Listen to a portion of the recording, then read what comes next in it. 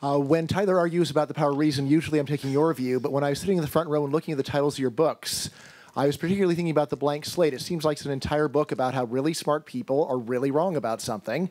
And many of your other books, I think, also could be described in that way. The smartest people in the world who think about the subjects the most are just deeply misguided. So what do you think is going wrong there? And more generally, so what is wrong with academia that there are so few Steven Pinkers out there? Well, I won't answer the last question, not in those terms. I think that there is a intellectual equivalent of tribalism. John Haidt writes about it. You've written about it. That we tend to think of intellectual disagreements like the Red Sox versus the Yankees. It's deeply pleasurable to read arguments that support a view that you already hold. It's really annoying to read something that calls one of your doubts into your beliefs into question.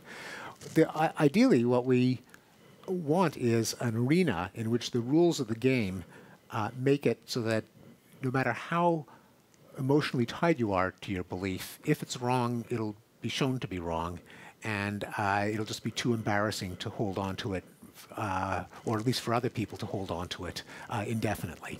That's what I consider to be the ideal of what science is all about, and intellectual discourse in general.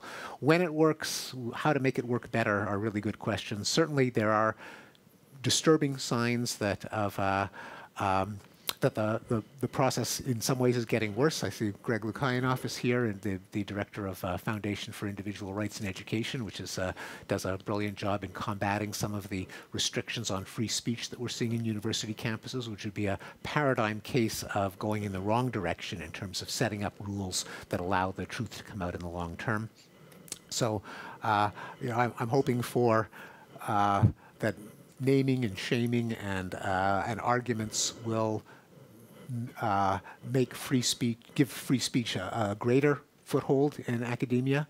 The fact that academia is not the only arena in which debates are held, that we also have think tanks, and we also have a press, we also have the internet. How we could sort of set up the rules so that despite all of the quirks of human nature, such as intellectual tribalism, are overcome in our collective arena of discourse is, I think, an absolutely vital question, and I just don't know the answer, because we're seeing at the same time as there was the hope 20 years ago that the internet would break down the institutional barriers to the best ideas emerging. It hasn't worked out that way so far, because we have the festering of conspiracy theories and all kinds of kooky beliefs that somehow the internet has not driven out, but if anything has created space for. How we as a broader culture can tilt the rules or the norms or the expectations so that if you believe something that's false, eventually you'll be embarrassed about it. I wish I knew, but that's obviously what we ought to be striving for.